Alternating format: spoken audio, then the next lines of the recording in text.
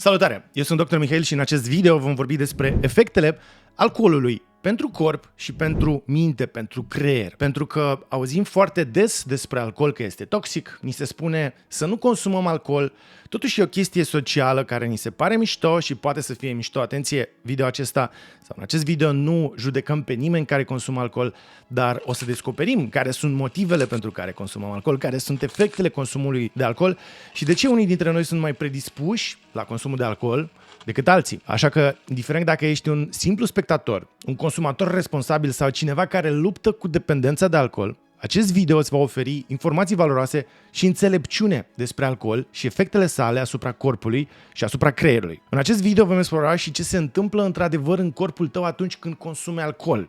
De la momentul în care intră în fluxul sanguin, alcoolul începe să afecteze diferite organe și sisteme, cauzând practic efecte atât pe termen scurt, dar atenție, și pe termen lung și va trebui să ne concentrăm și pe asta. Vom discuta și știința din spatele intoxicației, a deshidratării și a deteriorării ficatului și a creierului și cum acestea pot duce la probleme grave de sănătate atunci când alcoolul este consumat în exces. Dar atenție! De multe ori ne ferim de consum de alcool în exces. O să vedem și ce se întâmplă atunci când bei un singur pahar într-o zi. O să vorbim poate într-un alt video și despre ce înseamnă un consum responsabil și cum poți să consumi alcool în așa fel încât efectele nocive să fie diminuate complet. O să vorbim și despre cât alcool ai putea să consumi într-o zonă safe, cu toate că o zonă safe clară nu există, și poate ce suplimente poți să iei și ce suplimente poți să iei înainte de consumul de alcool sau după consumul de alcool, dar acesta o să fie un alt video pe care, dacă îl doriți, lăsați un comentariu jos. Vom merge și dincolo de implicațiile asupra sănătății și vom explora și aspectele psihologice și sociale ale consumului de alcool în acest video. De ce beau de fapt oamenii? Și cum afectează alcoolul starea noastră de spirit, comportamentul și relațiile? Și care sunt factorii culturali și sociali care modelează atitudinea noastră față de alcool? Pe lângă asta, în acest video o să vorbim despre 10 efecte negative pe care alcoolul le are asupra creierului și corpului tău. Sunt efecte despre care e posibil să nu fie auzit, sunt efecte pe care o să le explicăm și vizualizând toate aceste efecte cumulate, acesta poate să fie poate cel mai bun motiv pentru noi ori să renunțăm la alcool, ori să limităm pe cât se poate alcoolul, așa cum o fac eu. În primul rând, hai să vorbim despre alcool și să înțelegem ce este alcoolul și cum funcționează el în corpul uman. În primul rând, alcoolul ajunge direct în gură și de acolo este înghițit în stomac. Apoi, în intestinul subțire, unde intră în fluxul sanguin. Concret, îl înghițim, ajunge în stomac, din stomac alcoolul nu se absorbe, dar ajunge în intestin subțire, iar în intestinul subțire începe acțiunea negativă a alcoolului, dar acolo se și absorbe alcoolul în fluxul sanguin, ajunge în vena portă și se duce direct în ficat. Deci tot ce ai ingerat ca și alcool ajunge în ficat. 100%. Ai ingerat 100 de ml de alcool, 100 de ml de alcool se vor regăsi în ficat pentru că aceasta este prima stație unde alcoolul se oprește. Acest lucru face ca ficatul tău să lucreze la capacitate maximă pentru a descompune acel alcool. Dar atunci când consumi mai mult alcool decât poate procesa ficatul tău, acesta rămâne în fluxul sanguin, adică trece de bariera ficatului, ajunge în fluxul sanguin și de acolo îți dă acea senzație de beție, afectându-ți creierul, inima și alte organe. Acum, e important de înțeles că alcoolul o să ajungă în fiecare celulă din corpul tău, pentru că el este și solubil în apă, dar este și solubil în grăsimi. Deci, alcoolul are această capacitate de a penetra orice celulă. El absolut are cheie de la orice celulă din corpul tău. Celulele musculare, piele, grăsime, până și creier. Creierul tău are o barieră. Bariera asta se cheamă barieră hematoencefalică. Practic, în creier nu pot ajunge toate substanțele pe care noi le ingerăm și asta este foarte bine. Creierul e ca o fortăreață păzită. Alcoolul însă poate să ajungă în creier. Ok, acum să reluăm. Alcoolul, în momentul în care l-ai ingerat, l-ai înghițit pe gură, ajunge în stomac, ajunge în intestin, se absorbe de către intestin și ajunge în toată concentrația lui în ficat. În ficat este transformat de către o coenzimă care se prescurtează NAD în acetaldehidă. Acetaldehida se transformă la rândul ei în acetat, care este folosit sub formă de energie. Se spune despre alcool că este energie goală și așa este. Este pură calorie, fără niciun fel de substrat nutritiv. Această transformare trebuie să aibă loc rapid. De aceea suplimentele cu NAD înainte și după consumul de alcool pot ajuta, dar vorbim despre asta în alt video în care vorbim despre suplimente și ce putem să facem pentru a preveni măcar o parte din efectele nocive ale alcoolului.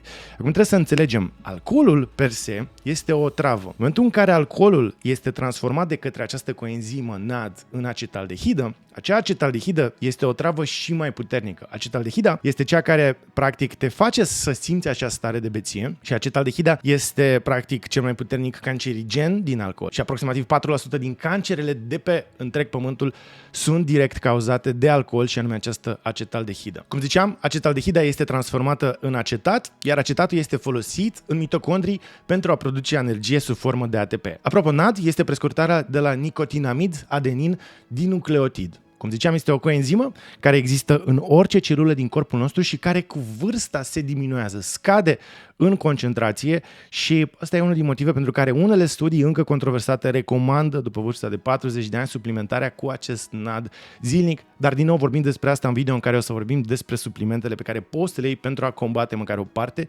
din efectele alcoolului. Acum vreau să fim atenți la următorul detaliu pentru a înțelege care sunt persoanele care sunt predispuse la a consuma mai mult alcool. Și aici vorbim despre această toleranță la acetaldehidă și la alcool, care diferă la fiecare dintre noi. Și anume, acele persoane care merg la o petrecere și beau 2-3 pahare și se simt așa puțin mai bine, un pic mai amețite, dar nu se sizează nicio diferență mare în comportamentul și în starea lor, sunt persoane care au o predispoziție mai mică la a deveni alcoolici și la a abuza de alcool. În schimb, persoanele care, atunci când beau 2-3 pahare la o petrecere, dintr-o stare din asta de tristețe, devin sufletul petrecerii. Dacă ești acea persoană care după ce a băut câteva pahare începe să se danseze, să sară pe mese, să fie dezinhibată, statistic, riscul tău de a deveni alcoolic sau de a abuza de alcool este mult mai mare și are de-a face cu această toleranță la acetaldehidă, puterea corpului de a o procesa și sensibilitatea neuronilor din creier pentru alcool. Ăsta este unul dintre motivele pentru care eu am ajuns să nu consum alcool aproape deloc, acasă nu consum niciodată alcool. Când merg la petreceri, beau alcool după un protocol pe care mi l-am format, din nou o să vorbim într-un alt video despre asta, dar pe scurt beau un singur pahar de alcool pe oră, pentru că asta este viteza cu care ficatul meu poate să proceseze alcoolul.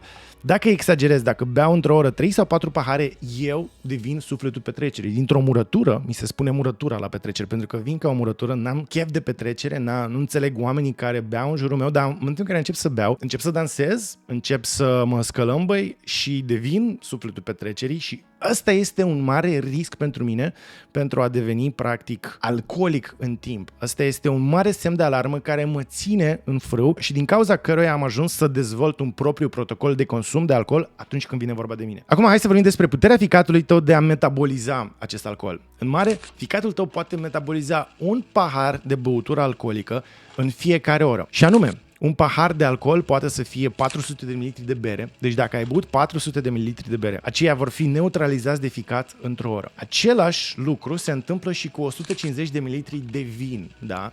Deci dacă bei un pahar de vin, un pahar de 150 de ml și de aceea în restauranții se pune 150 de ml și nu mai mult, pentru că asta este doza pe care ficatul tău o poate metaboliza într-o oră, sau 44 de ml de tărie, 40% alcool, adică, de exemplu, un shot de tequila sau un shot de whisky. Asta este cantitatea maximă pe care ficatul tău o poate procesa într-o oră. Atunci când tu bei mai mult, să zicem, te-ai dus la un party și bei 3 cocktailuri într-o oră, bei 3 pahare de vin într-o oră sau bei 3 shoturi, un shot la 20 de minute și ți se pare ok, tu trebuie să înțelegi că din cele 3 shoturi, primul shot va fi metabolizat într-o oră, celelalte 2 shoturi vor circula în sângele tău până când le va veni rândul. Deci timp de o oră, cele 2 shoturi sau și în următoarea oră cât urmează procesarea lor și metabolizarea lor, acele shoturi de alcool vor circula în corpul tău, se vor absorbi în absolut fiecare celulă, vor ajunge în creier și vor provoca practic daunele despre care o să vorbim imediat. Acum, înainte să ajungem la cele 10 efecte adverse, nocive pe care alcoolul le are asupra creierului și asupra corpului tău, vreau să ține minte, nu există o zonă safe de alcool, cu toate că efectul negativ al alcoolului se cumulează și este oarecum exponențial, adică putem să spunem că un pahar de alcool îți dă, să zic, un efect advers, 2 pahare deja mai mult, 3 pahare mult mai mult, 4-5 pahare deja ne ducem în cer. Cu toate astea nu există nici o zonă safe de consum de alcool și vreau, până să ajungem la cele 10 puncte, să abordez o temă foarte importantă. Sunt doctori pe internet care spun, ok, e bine să bei un pahar de vin pe zi. Toate aceste studii s-au dovedit în timp a fi false. Nu există absolut nicio cantitate de alcool pe care este safe sau benefic să o bei. Trebuie să facem diferența între plăcerea pe care ne-o aduce alcoolul și decizia noastră de a bea alcool, dar în niciun caz pe partea asta pozitivă a plăcerii să nu punem niciun beneficiu. Studiile care au demonstrat vechi, în urmă cu 10 de ani, că e bine să bei un pahar de alcool pe zi pentru că te face mai sănătos, acele studii s-a demonstrat că au un mare bias și anume faptul că persoanele care au fost selectate să bea alcool și s-a dovedit că este oarecum benefic să bei un pahar de vin pe zi, erau din start persoane mai sănătoase.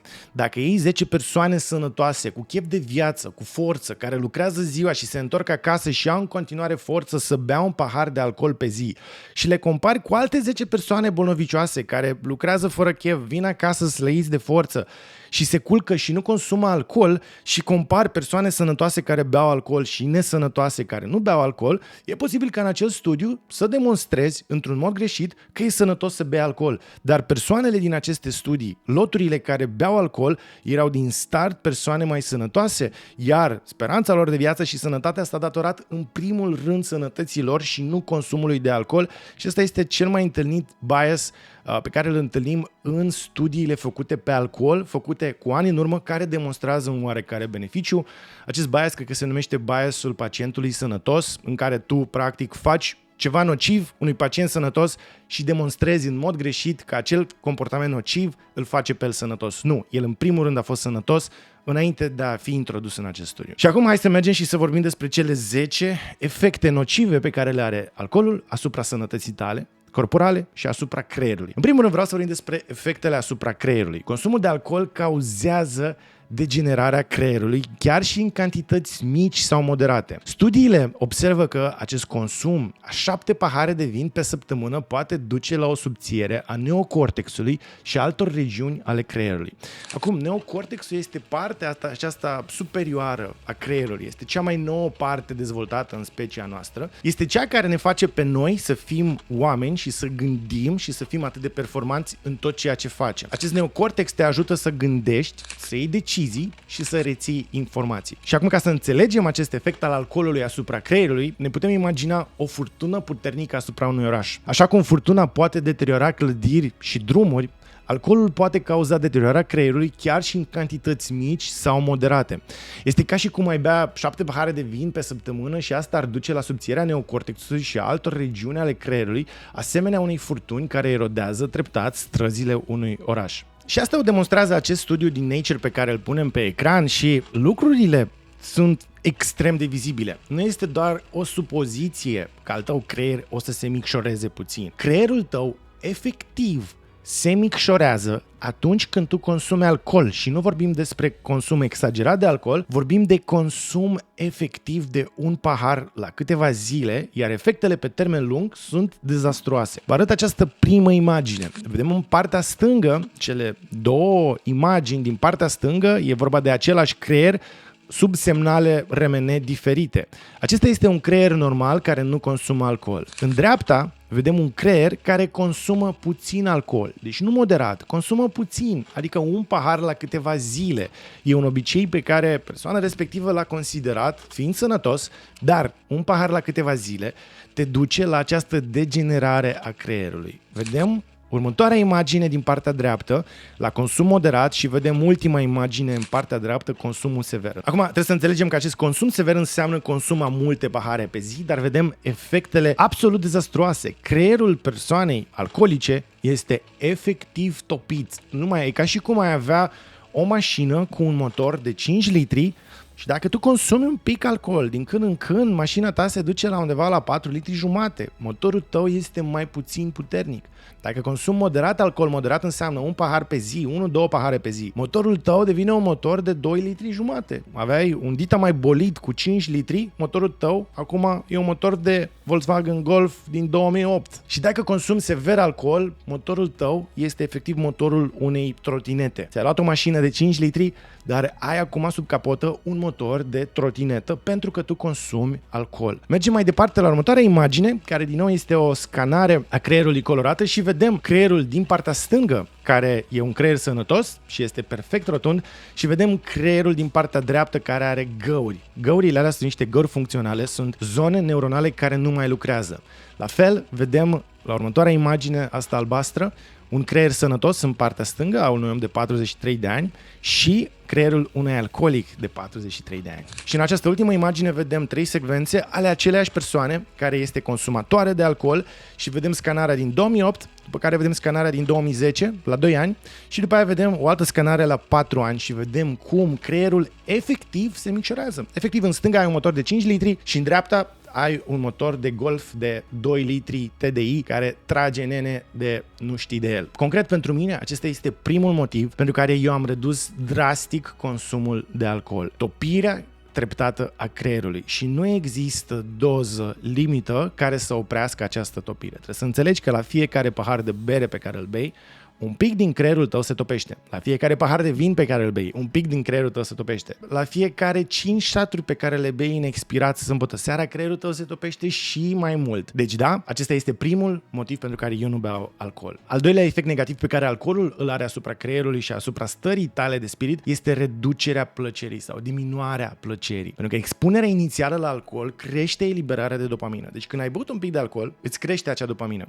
ceea ce cauzează o stare scurtă de euforie, de motivație, de vorbă, de interacțiune socială. Toleranța însă, atunci când consumăm zilnic acest alcool, duce la o perioadă mai lungă de sentimente negative și la o reducere a proprietăților recompensatoare ale alcoolului. Adică, cu cât bei mai mult, dacă bei în fiecare zi acel pahar de bere, plăcerea pe care acea bere ți-o aduce o să scadă, dar și nivelul tău bazal de dopamină o să scadă. Dacă tu să presupunem, timp de o săptămână nu bei alcool, ai în creier un nivel stabil mediu, bazal de dopamină. În momentul în care tu bei alcool în fiecare zi, tu ai niște creștere de dopamină, te simți un pic mai bine, dar scăderea mereu o să fie un pic mai jos. Astfel, după o săptămână de băut alcool versus o săptămână în care n-ai băut alcool, nivelul tău bazal de dopamină o să fie mai mic. Asta înseamnă că starea ta de plăcere generală o să fie mai mică, motivația ta o să fie mai mică și mereu îți vei dori să bei mai mult alcool pentru a avea această stare de plăcere inițială pe care ți-o dă primul pahar. Practic, consumi alcool ca să fii fericit, mai puțin stresat, dar ajungi apoi, a doua zi și următoarele zile, să fii mai stresat, mai demotivat, mai nefericit cu fiecare pahar pe care îl bei. Și acum trebuie să înțelegem ce înseamnă această toleranță la alcool în privința fericirii. Această toleranță la alcool este ca un cablu de frână uzat la o mașină. Inițial, expunerea la alcool, când bei alcool, crește eliberarea de dopamină, cauzând practic o euforie scurtă, exact așa cum se întâmplă cu o mașină atunci când accelerezi. Apeși pedala și mașina accelerează. Dar pe măsură ce cablul acela de frână se uzează, mașina începe să se oprească mai greu, la fel cum toleranța la alcool duce la o perioadă mai lungă de sentimente negative și la o reducere a proprietăților recompensatoare ale alcoolului. Deci primul pahar te face fericit, dar apeși pe frână după ce ai consumat alcool, iar cablul se uzează. Cu cât bei mai mult la fiecare pahar, cablul de frână se uzează și mai mult și frâna este din ce în ce mai grea. Te oprești mai greu din a bea alcool și revenirea la starea normală după consumul de alcool este mult încetinită. Efectul negativ numărul 3 este schimbarea hormonală care se întâmplă atunci când consumi alcool. Consumul de alcool crește conversia testosteronului în estrogen. Testosteronul și estrogenul sunt importante pentru dezvoltarea sexuală și funcția cognitivă. Este extrem de important să n-ai această conversie cât tu crești, cât ești adolescent. Dacă ești băiat și ai 15 ani și te duci la o petrecere și bei alcool și te îmbeți, testosteronul pe care îl ai și care este absolut primordial pentru tine ca să crești, ca să-ți crească masa musculară, ca să-ți crească oasele, ca să-ți crească creierul, ca să te formeze cognitiv, acel testosteron se transformă într-o parte în estrogen și te face mai moale, mai subdezvoltat, o să crești mai încet, mai prost și nu o să te dezvolți cognitiv. Dacă ești bărbat și ai 40 de ani și ești deja dezvoltat și consumi alcool, testosteronul pe care tu îl ai, și e posibil să ai deja puțin pentru că ai 40 de ani, trebuie să faci lucruri ca să-ți crești nivelul de testosteron. Tu deja ai puțin. Te duci la o petrecere, bei alcool, testosteronul va fi convertit în estrogen într-o oarecare măsură, iar estrogenul favorizează depunerea de grăsime abdominală. Așa putem să ne explicăm acea burtă de bere sau burta de alcoolic. Nu vorbim despre burta de cirotic, care are ficatul distrus și face ascită și crește abdomenul pentru că e plin de apă, de lichid de ascită care iese din ficat. Vorbim despre acea persoană care nu are ciroză, dar are burta mare. Și special persoanele care consumă cronic alcool și au burta aia mare, ei fiind slabi. Burta aia nu sunt mațe mărite, nu este un stomac mărit, burta aia este plină de grăsime și credeți-mă pe cuvânt, pentru că am deschis astfel de pacienți și am văzut burțile persoanelor slabe care au o burtă mare. În momentul în care deschizi, când tai aponevroza, când tai pe linia albă și ai disecat peritoneul, burta aceea se desface ca o ciupercă plină de grăsime. Ea este plină de grăsime pentru că acea persoană a consumat cronic mult alcool. Alcoolul a convertit cronic testosteronul în estrogen, iar estrogenul cronic a depozitat grăsime fix în abdomen, fix pe organe, fix în mezenter, în prapure și în ficat. Acesta este efectul pe care alcoolul îl are asupra ta. Deci dacă ai burtă, trebuie să înțelegi că atunci când bei alcool, tu încetinești slăbirea acelei burți și tu accelerezi depozitarea și mai multor grăsimi în burta aia pe care o ai. Acum, la punctul 4, aș vrea să vorbim despre efectul alcoolului consumat în timpul sarcinii. Consumul de alcool de către femeile însărcinate poate cauza sindromul alcoolic fetal. Sindromul alcoolic fetal poate cauza daune și, de fapt, cauzează daune permanente creierului și altor funcții ale fătului. Și vreau să fac asta cât se poate de clar, pentru că mai aud de doctori sau de paciente, de fapt, care zic: doctorul mi-a permis să mai beau câte un pahar de alcool pe zi. Nu există nicio doză sigură de alcool în timpul sarcinii și nu există dovezi că anumite tipuri de alcool sunt mai sigure decât altele. Și dacă vorbim despre alcool și sarcină, este ca și cum ai pune un copil într-o mașină de spălat. Imaginează-ți că copilul tău e la tine în burtă și în momentul în care tu consumi alcool, burta aia se transformă efectiv într-o mașină de spălat. Poate că doza sigură într-o sarcină de alcool ar fi fix o gură de vin. Dacă bei o gură de vin, ești la petrecere și îți dă cineva să guști o gură de vin, gura aia de vin o să ajungă în ficat și se va metaboliza toată, se va descompune toată până când se ajungă la făt. Dacă ai băut însă un pahar de vin, o parte din acel alcool ajunge la creier, ceea ce îți dă senzația aceea ușoară de euforie și de beție, dar aceeași parte de alcool ajunge și la făt și practic face același lucru creierului lui care este în dezvoltare, despre care am vorbit la punctul 1 în acest video. Creierul lui încetinește dezvoltarea. Creierul lui care se formează începe ușor să se topească. Chiar dacă efectele consumului de alcool nu sunt imediat vizibile, copilul care s-a născut dintr-o mamă care a consumat alcool nu o să fie niciodată la fel de performant cum putea să fie dacă mama lui nu ar fi consumat alcool. Deci este absolut esențial să limităm la 0 consumul de alcool în timpul unei sarcini, pentru că, vă rog să rețineți imaginea asta, o mamă care consumă alcool atunci când este însărcinată, pur și simplu bagă acel copil într-o mașină de spălat, unde acel copil se învârte cât alcoolul se metabolizează și acel copil suportă daunele acelei spălări într-o mașină de spălat. Un copil n-are ce să caute într-o mașină de spălat. Și ca să înțelegem de ce nu există variantă sigură de consum de alcool, este pentru că nu există un program de spălare care să nu zguduie hainele în acea mașină de spălat. Dacă bagi hainele în mașina de spălat, oricum nu le-ai spăla, ele o să se zguduie. Dacă bagi alcool când ești însărcinată, orice te-ai gândi, acel alcool o să zgudeie acel copil din uter. Acum, la punctul 5 al efectelor adverse, nocive ale alcoolului, vorbim despre efectele asupra comportamentului. Alcoolul suprimă activitatea în cortexul prefrontal, ducând la comportamente impulsive. Atenție! Și atunci când consumăm și după ce am consumat, la mult timp după ce am consumat. Cortexul prefrontal are o frână. Noi, ca animale, avem multe impulsuri, avem multe instincte și impulsuri de a face lucruri. Avem impulsul de, poate, nu știu, a lovi pe cineva și a-i fura cuiva mâncarea când ne este foame. Avem impulsul, poate, de a ne lua de o persoană care nu ne place pe stradă.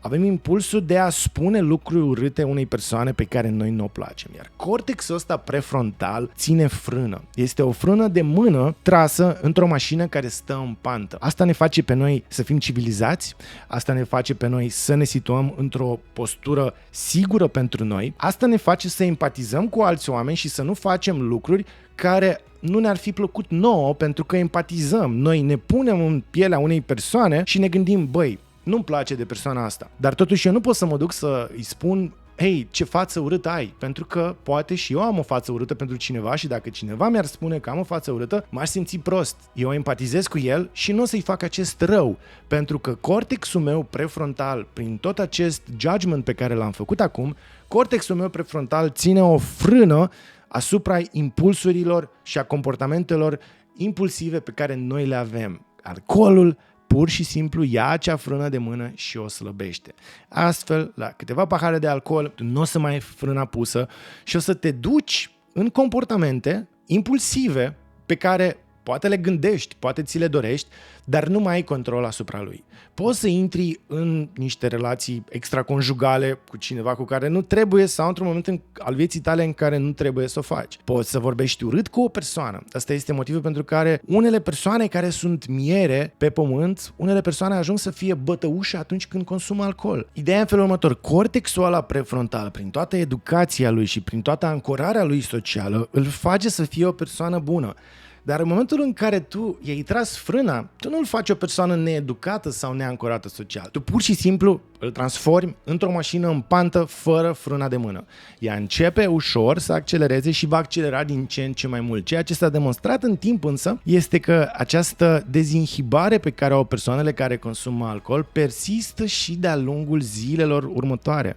Dacă ai băut astăzi alcool, ai fost impulsiv, mâine când mergi la muncă și nu mai ești sub influența alcoolului, este foarte posibil ca tu să fii mai impulsiv, să spui lucruri pe care le vei regreta ulterior, să faci lucruri pe care le vei regreta ulterior. Iar acest lucru se întâmplă pentru că alcoolul, chiar și când nu mai este în creier, el cauzează schimbări în circuitele neuronale care duc la acest comportament neobișnuit și impulsiv. Ce e important însă de înțeles este că aceste schimbări neuronale sunt reversibile, cel puțin atunci când vorbim despre comportamentul unei persoane. Deci dacă te regăsești printre persoanele care atunci când beau alcool la o petrecere, cum am zis mai devreme, și se simt foarte bine, devin sufletul petrecerii și ai sesizat anumite dezinhibări în comportamentul tău, atât în timpul consumului, cât și după consum de alcool.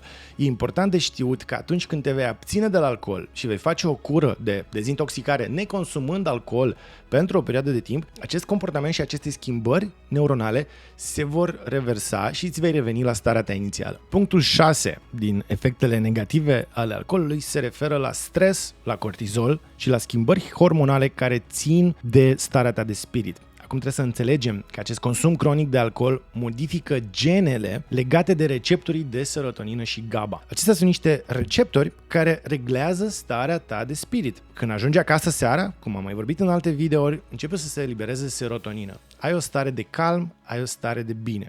Consumul cronic de alcool o să diminueze capacitatea acestor receptori de a capta acea serotonină. În timp, după ce vei consuma cronic alcool, nu te vei mai simți bine când ajungi acasă. Și asta te va duce la un consum cronic, poate de alcool, cum sunt unele persoane care îmi spun, dom'le, eu nu consum alcool, în fiecare seară doar când ajung acasă beau un pahar de vin sau îmi pun un pic de tărie. Atenție, dacă bei un pahar de vin pe zi, seara, ești considerat medical consumator cronic de alcool. Nu bei ocazional. Ocazional înseamnă că bei odată la 2 săptămâni la o petrecere câteva pahare. Deci dacă bei în fiecare zi alcool, un paharel, asta duce la aceste schimbări hormonale de receptori de serotonină și GABA. Un alt lucru care este cumva contraintuitiv este că noi bem seara alcool, poate un paharel, pentru a reduce starea de stres. Starea de stres se referă la cortizol. Și asta e adevărat. Bei seara un pic de alcool și pentru moment acel pahar de alcool te destresează, te calmează, dar s-a dovedit științific că acele persoane care beau și un singur pahar de alcool seara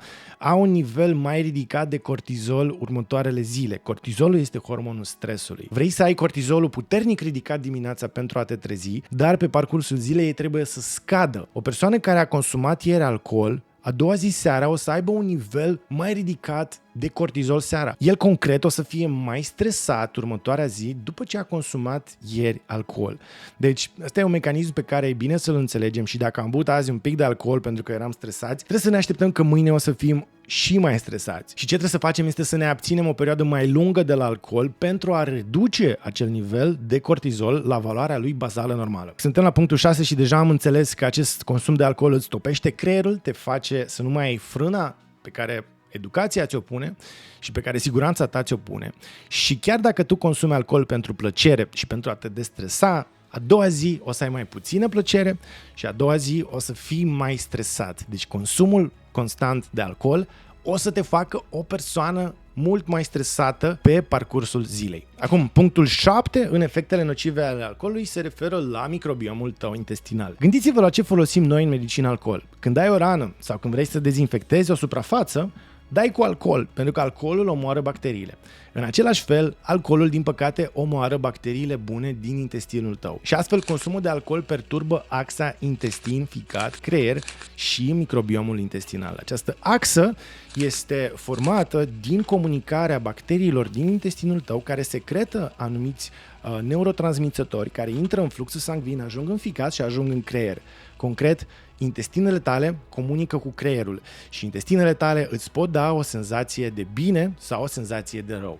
Practic, în momentul în care tu bei alcool, tu omori acele bacterii bune care comunică cu creierul tău și comunicarea asta devine defectuoasă. Și ce merge bine când o comunicare este defectuoasă? Un alt lucru pe care îl face alcoolul în intestin este să distrugă stratul protector al intestinului. Gândiți-vă că intestinul nostru, învelișul intestinului, este ca un zid într-o cetate. Alcoolul o să facă găuri în acel zid. Astfel, prin acele găuri, poate să treacă lucrurile care sunt ținute în afara unei cetăți. În momentul în care tu consumi alcool cronic, intestinul tău devine permeabil și poate să ducă la ceea ce se cheamă leaky gut. Leaky gut va permite toxinelor să treacă din intestin în sânge și în creier și asta duce la inflamație, poate să ducă la depresie, la anxietate, la stări de rău și la o perturbare a întregii activități a corpului tău. Un lucru cu care poți să combați asta este să consumi murături și nu degeaba murăturile sunt recomandate a doua zi după alcool, pentru că pe de o parte murăturile au electroliți, da? Au multă sare, în special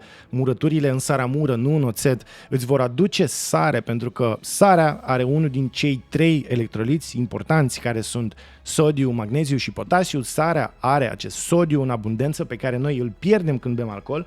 Deci dacă mănânci murături, îți aduce în organism acest electrolit care te va face să te simți bine din nou. Și pe lângă asta, murăturile au acele bacterii benefice care vor recoloniza practic intestinul tău și vor reduce un oarecare echilibru în flora ta microbiană. Ăsta e motivul pentru care murăturile sunt recomandate ca un remediu pentru mahmureală dimineața. Concret, să bei alcool e ca și cum ai turna clor într-un acvariu plin de pești. Otrăvești mediul și faci rău locuitorilor acelui acvariu. Da? De ce? Pentru că consumul de alcool distruge bacteriile benefice ale intestinului, întrerupe semnalizarea chimică și neuronală între intestin, ficat și creier și distruge stratul de protecție al intestinului tău. Efectul 8 nociv al alcoolului este efectul asupra somnului. Și aici poți să faci un experiment foarte simplu, pentru că atunci când cineva îți spune ceva, crezi mai greu acel lucru, când vezi acel lucru pe pielea ta, este mult mai credibil și ăsta este motivul principal pentru care eu nu mai beau alcool absolut deloc seara. Nu mai există acel pahar de vin seara și experimentul e foarte simplu. Ia-ți un ceas, orice device de acest fel, care îți monitorizează somnul și monitorizarea asta e foarte simplă. Un astfel de ceas, de orice firmă ar fi și oricât de rudimentar ar fi, în primul rând îți măsoară alura ventriculară, vede cât de repede bate inima ta. În al doilea rând, vede cât de mult te miști și poate să estimeze somnul profund, care este somnul care îți curăță creierul. Dacă te culci într-o seară și bei un pahar de vin, un singur pahar de vin, să observi că inima ta o să bată în medie cu 10 bătăi pe minut mai mult. Deci toată perioada în care ai stat, în fiecare minut, inima, în loc să bată 60 de bătăi pe minut, o să bată 70 de bătăi pe minut. Deci în fiecare minut, 10 bătăi de inimă în plus. Pe lângă asta, o să vezi că o să te învârți în somn mult mai mult. Alcoolul funcționează ca un stimulator al sistemului tău nervos central și asta o să te stimuleze și o să te scoată mereu din somnul profund.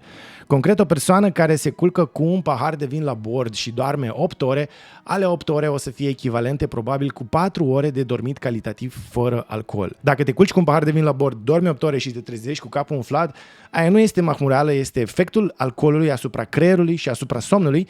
Practic, alcoolul îți va perturba enorm somnul. Și diferența asta între bătăile inimii, de exemplu, între o persoană care consumă alcool și nu consumă alcool, este enormă. Același lucru, de exemplu, îl face și consumul de alimente seara, nu ca și stimulant al creierului, dar ca și efect asupra bătăilor inimii. Dacă tu ai mâncat seara și te culci cu stomacul plin, inima ta o să pompeze, o să aibă nevoie de mai mult sânge pompat în intestine pentru a digera noaptea acea mâncare, astfel inima ta o să bată mai tare. Deci astea două combinate fac și mai rău. Dacă seara mănânci o cină copioasă, bagi 2 pahare de vin, este garantat că somnul tău o să fie extrem de perturbat, extrem de necalitativ, o să dormi degeaba, o să te trezești obosit și următoarea zi o să ai mai puțină motivație, o să ai mult cortizol pentru că ești stresat din cauza acelui alcool, o să fii demotivat și o să ai acea frână lăsată, o să fii impulsiv, o să fii mai certăreț cu oamenii, nu o să ai frâna aceea conștientă pusă, o să te cerți, o să spui lucruri urâte. Asta este efectul unei mese copioase și a consumului de alcool seara înainte de a te culca. Efectul nociv numărul 9 este faptul că alcoolul este un prodepresiv. Dacă te confrunți cu o depresie sau anxietate, alcoolul va accelera aceste stări, fix prin mecanismele despre care am vorbit mai devreme. O persoană care este în depresie are puțină adrenalină și are letargie, nu vrea să se scoale din pat. O persoană care are depresie are o problemă cu dopamina sa, are puțină dopamină, nivelul bazal de dopamină este scăzut și nu are motivație.